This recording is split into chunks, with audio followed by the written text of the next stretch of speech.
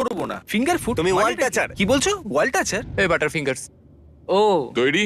হ্যাঁ, আমি ভেবেছিলাম সব দেখে ফেলেছি, কিন্তু এখানে ঢুকে যা দেখলাম সেটার জন্য আমি একেবারেই প্রস্তুত ছিলাম না।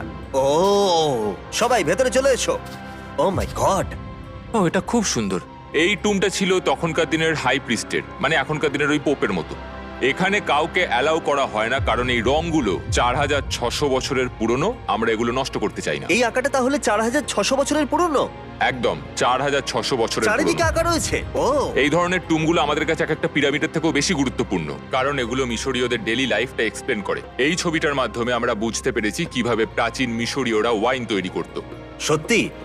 ওরা এখানে আঙুরগুলোকে ফেলতো, তারপর এখানে পেশাই চলতো, তারপর সেটা বোতলে ভরা হতো। তার মানে এটা 5000 বছর আগের একটা ইউটিউব ভিডিও? হ্যাঁ, এটা কিভাবে তৈরি করা হয় তার ভিডিও। ভাই, এটা আমার দেখা সব থেকে সুন্দর ঘর।